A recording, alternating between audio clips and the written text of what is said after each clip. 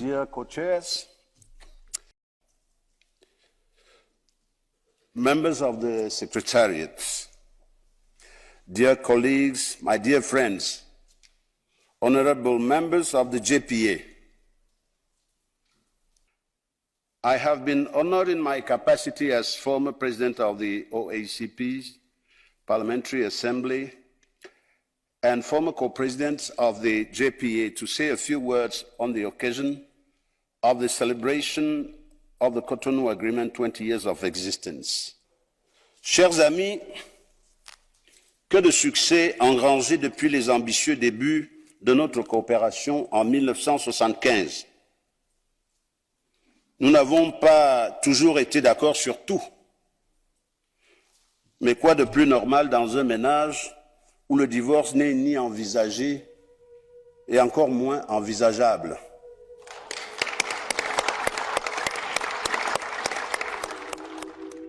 Chez les Mvok Manga, comme chez les autres peuplades Fambeti, il existe un inconditionnel culturel pour célébrer le départ d'une figure importante. Dans la cour, des bûches de bois, entremêlées, entretiennent le temps des obsèques, un brasier d'où jaillissent de temps à autre des étincelles altruistes et solaires. Elles volaient prometteuses et enchanteresses vers les sylphes et Oréades pour un plaidoyer favorable auprès des ancêtres comme des lobbyistes.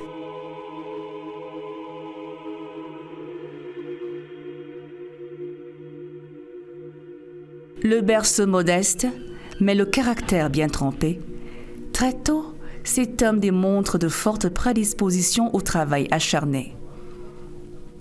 Des études primaires et secondaires dans les établissements confessionnels vont mouler sa personnalité. Après l'obtention de son baccalauréat, il poursuit ses études avec succès, décrochant une licence en lettres bilingues, un master en commerce international et un diplôme en transport maritime. Il va alors se projeter et se sculpter une vie meublée d'accomplissements exceptionnels. Bonne moisson pour la filière banane au Cameroun. 183 000 tonnes ont été produites en 2022, de quoi couvrir une large demande. Honorable, comme nous l'appelons régulièrement ici, là, pour dire qu'il est dans la filière banane depuis une quarantaine d'années, puisqu'il a commencé à l'OCB, l'Office camerounais de la banane, qui est en réalité l'ancêtre de la PHP. Donc après, Honorable est passé à la Sobacam, qui est une fêtière des producteurs de bananes du Cameroun. Il y a exercé pendant plus de 35 ans en qualité de secrétaire exécutif. À ce titre, il portait la voix des producteurs de bananes. Il défendait les intérêts des producteurs de bananes du Cameroun. Donc, il a été de tous les combats, de toutes les négociations de la filière, tant sur le plan national qu'international. La particularité et la spécificité de M. Onkono, c'était qu'il a engrangé une énorme expertise dans le domaine de la banane, de par le nombre d'années qu'il a eu à passer dans la filière. Et cela lui a permis effectivement aujourd'hui d'avoir une expérience à toutes les strates et à toutes les étapes du parcours agronomique en ce qui concerne, n'est-ce pas, la culture de la banane dessert. Et nous, notre parcours agronomique commence par la pépinière, donc où les jeunes plants sont effectivement préparés. Et après la pépinière, il y a effectivement toutes les autres étapes qui concernent justement la préparation des sols, qui concernent la préparation même du jeune pousse de banane, qui concerne effectivement ce qu'on appelle le planting. Donc le planting, maintenant l'entretien même de la banane, donc les soins aux fruits, et après il y a la récolte et le conditionnement de la banane en station, et puis il y a l'expédition au niveau du marché européen. Et il nous apportait vraiment toute son expertise et toute son expérience pour une banane de qualité. Honorable Joseph Onkono was indisputably a key person in the evolution of the banana industry in Cameroon. you needed to talk to him to get the volume of experience that he had from the days of ONCPB on this side of the Mungo, on the days of Elders and Fives and so on. He had a real mastery of the evolution of the banana industry, from when shipment was done in the crudest forms, when bananas were being shipped as bunches, to what we have today, that shipment is done in cartons.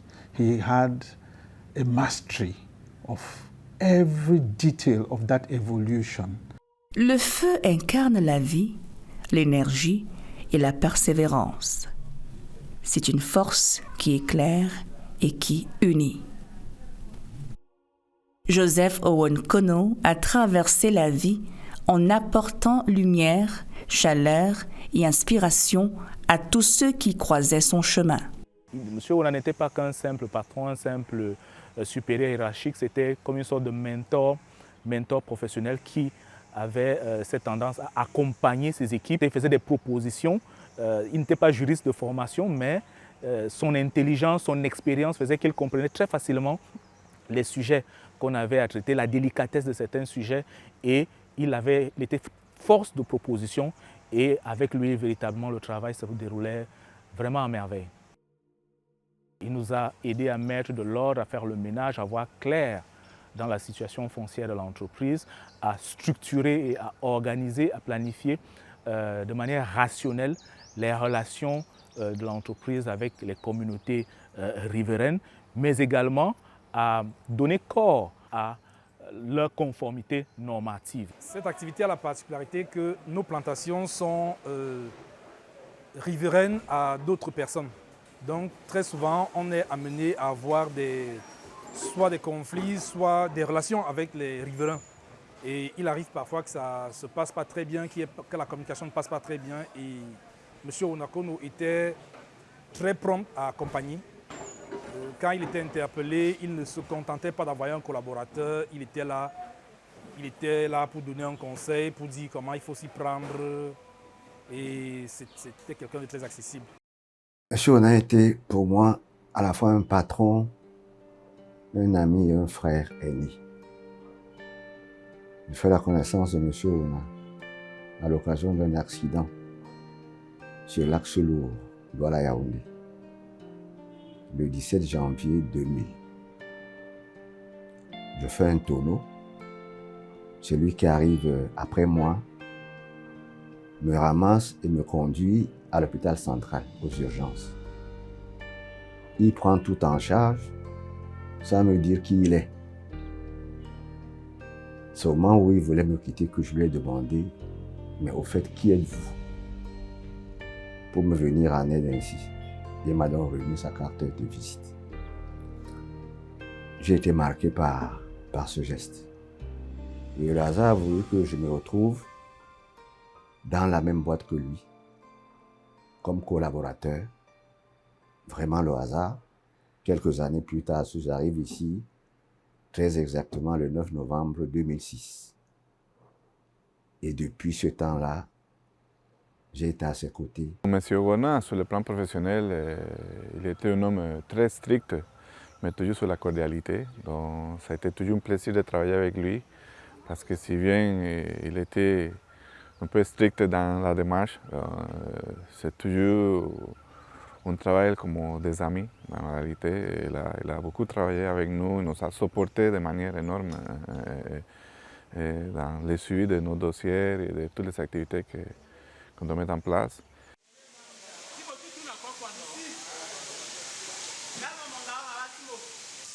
Un visage agricole multifacette, les rêves grands. Paris tenu. L'UPAC, c'est l'Union des producteurs agricoles du Cameroun, qui aujourd'hui comptabilise 8 membres en son sein. Nous avions la CDC, PHP, EVCAM, SOSUCAM, SOCAPAL, PAMOL, BPL et SAFACAM. Voilà les membres qui ont contribué à la création de l'UPAC.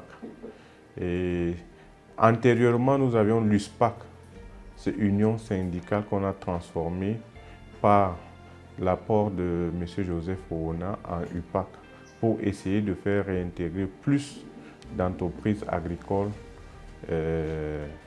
dans le domaine. M. Owona Joseph Kono, par son leadership, par son dévouement et le travail acharné, a fait à ce que l'UPAC aujourd'hui renaisse des cendres, parce que l'UPAC a été abandonné depuis des années. Il a apporté de son expertise pour donner un ton au développement de cette union, ce qui a valu beaucoup de reconnaissance de la part des différents membres de l'union. Also, it is important to note that the Union of Producers of the Agro-Industrial Sector, UPAC, Honorable Owona, late Honorable Owona was our president. And this is an organization that just, it moved from USPAC to UPAC. That movement, which carries with it a lot of hope for bigger accomplishments in the agro-industrial sector, taking into consideration the context that our country is one where the development hangs a lot on the development of the agro-industrial sector. Joseph Owen Kono n'était pas simplement un acteur du changement. Il était cette flamme qui lanterne et transforme. Nous avons travaillé sur plusieurs fronts. Dans le cadre de la révision de la Convention nationale collective de l'agriculture et des activités connexes, nous avons été ensemble avec les partenaires sociaux à la négociation. Les négociations qui ont donné lieu à la signature de notre Convention nationale collective de l'agriculture et des activités connexes. L'autre défi que M. Owona, sur lequel il était engagé, c'était sur l'amélioration des conditions de vie des travailleurs. Et l'objectif pour lui, c'était de batailler pour pouvoir obtenir cette amélioration sur le plan salarial. Il en faisait son cheval de bataille. Honorable Owona was very sensitive to the fact that it is important for all the countries that produce banana in Africa to also have some forum, some common front, so that we push together. And that's where there was the AfriBanan.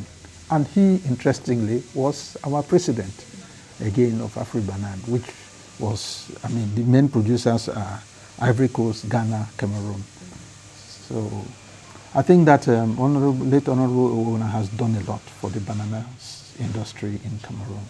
And we stand in front of a big challenge.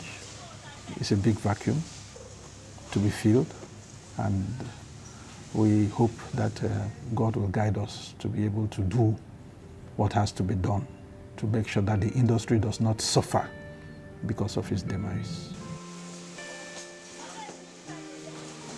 Sur la scène internationale, son plaidoyer tonne pour le salut des sans-voix.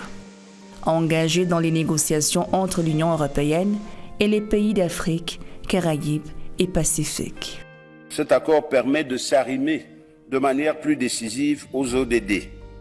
C'est là l'esprit du nouvel accord qui vient d'être finalisé et paraphé. Chers amis, chers collègues, qui mieux que les parlementaires peut parler avec autorité et légitimité au nom des populations? C'est à cet égard que tous ensemble, Européens et ACP, avons plaidé avec succès pour une dimension parlementaire forte dans le nouvel accord post-Cotonou. Il faudrait dire que l'honorable Owona Kono, de par sa culture de la défense des agriculteurs, a été choisi au niveau de l'Assemblée nationale pour faire partie d'une équipe de députés qui siège à ACP, l'ancienne appellation de l'OEACP aujourd'hui. Owonakono a travaillé sur la fin de l'accord de Cotonou, qui était déjà à son point d'achèvement.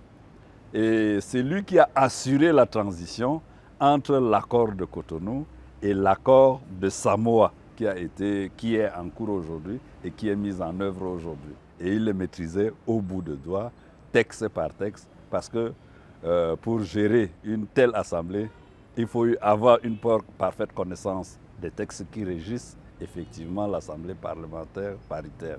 En politique, après 3 mandatures au Parlement camerounais, il a joué avec brio la partition d'un véritable capitaine, celui d'assurer la cohésion des différentes factions de son navire. Le RDPC en proie aux déferlantes. Il a été député à Vouri 2, qui est un arrondissement qui regroupe des autres communautés autres que les communautés autochtones de Vouri Centre. En 2021, conformément au statut du RDPC, il faut procéder au renouvellement des organes de base. La circonscription de Douala 3 est confiée à Joseph Onankono, qui est président de la commission de renouvellement des organes de base dans notre circonscription. Et je suis premier vice-président. Malheureusement, nous sommes à Vouri 3, circonscription politique de l'arrondissement de Douala 3e, où le climat politique n'est pas serein du tout. Douala 3 est caractérisé par la cohabitation de plusieurs communautés. Et quand on a choisi Onankono, j'ai dit c'est l'homme des synthèses. C'est l'homme qui sait tout ramener au centre. C'est l'homme qui oublie qu'il est du centre et qui réunit tout ce qui est épars pour faire en sorte que le parti gagne. Son attachement à sa communauté, aux valeurs cardinales, voire universelles, chères à l'humanité, devient la source vive qui alimente son action. Ça n'a pas été très facile par rapport à sa communauté, qui est une communauté très importante à Douala 3. Communauté qui a dirigé le RDPC, la circonscription politique de Vouri 3, premièrement par le président Mangazan, ensuite par le président Anteba Joseph. Mais alors, grâce au tact de ce grand homme, que Joseph Ona, grâce à ses qualités, il a su tout ramener au centre du cercle pour faire en sorte que la justice, que l'équité règne. Fait notable honorifique à Douala, c'est tout naturellement que les arcanes du pouvoir traditionnel chez les Mvogue Manga vont s'ouvrir à ce leader communautaire. Lorsqu'il m'a annoncé la nouvelle et qu'il allait au village et qu'il allait m'envoyer les dates pour que j'y assiste, en fait, ce Djanjo Chasmouche, je devais lui remettre ça en public comme symbole de son appartenance à la chefferie de Bonapuiso, sa présence honorifique. Malheureusement, ça n'a pas eu lieu. En même temps que le petit chapeau qu'on porte, c'est toujours des symboles de la royauté, si vous voulez dire ainsi.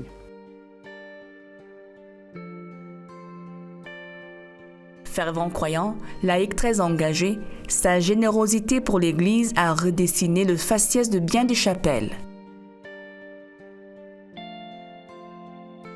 Il a instillé en chacun de ses amis, de ses collègues, frères et enfants, et ce, dans une ambiance bon enfant, le sens de l'effort et de l'abnégation, l'amour de l'autre, cet autre moi.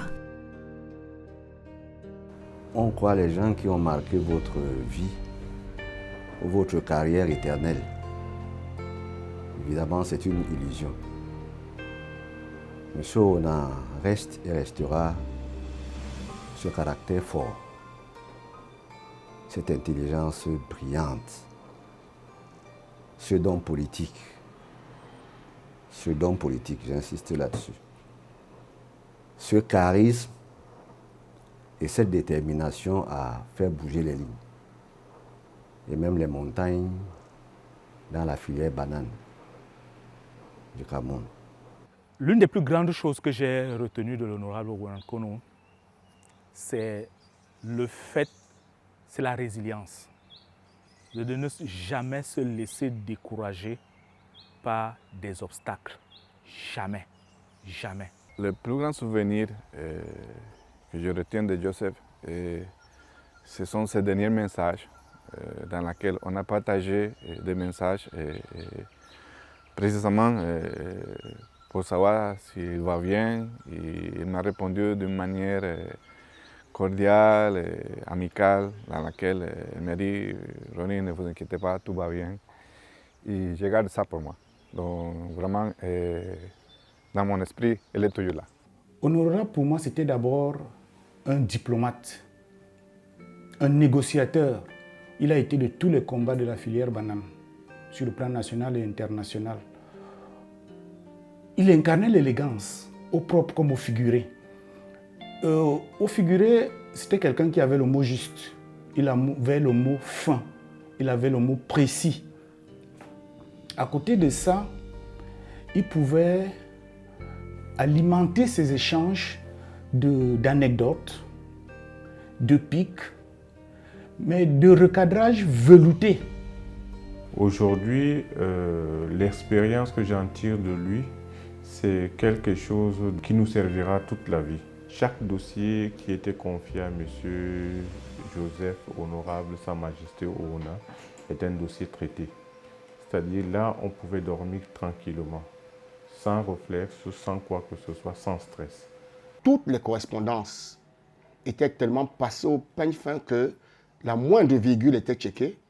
Et comme il était quelqu'un d'extrêmement, un puriste de la langue, alors la moindre erreur pour lui, il fallait tout refaire. Donc, je retiens de lui de quelqu'un de très rigoureux, de très consciencieux, de très professionnel, mais surtout, et c'était là tout le paradoxe, quelqu'un de tellement simple et très, très affable. Work in the banana industry is stressful. What has to be done on time. You must do what has to be done on time. So that puts the actor, every actor in the banana industry under stress. You are permanently on your toes. And getting Honorable Oona, like somebody who inside of that stress will have some joke to crack. He always had something humorous, no matter how distressed. I remember in our Asobaka meetings when there were hot issues to discuss and so on, he will express himself in some form of humor, and inside the stress you have to laugh. C'était un homme multidimensionnel et qui était imprégné des véritables défis du Cameroun. Il était en même temps introduit dans le système agroéconomique. Il était un parlementaire accompli et il était en même temps une majesté. Et ça, ces trois points-là ne peuvent pas résumer véritablement la vie de l'homme qui, au-delà de tout, a beaucoup œuvré pour notre pays, pour notre nation. C'était un conteur. Il avait l'art de savoir détendre l'atmosphère, même quand tout était crispé. Et il avait toujours l'art de trouver le juste mot chaque fois qu'on n'avait pas de solution. Même quand il n'y a pas de solution, c'était toujours ce sourire-là, cette petite histoire qu'il va nous raconter. Et avec plein d'anecdotes. C'est une douleur qui nous habite tous en ce moment. Mais ces derniers moments, c'était toujours le sens de l'humour et il nous a rappelé qu'il faut célébrer sa vie dans la joie. Mais nous sommes des humains, nous pleurons du cœur. Papa est parti, il a laissé un immense héritage qui est celui de l'union, la cohésion, l'entente, le rassemblement. Thank you for your kind attention.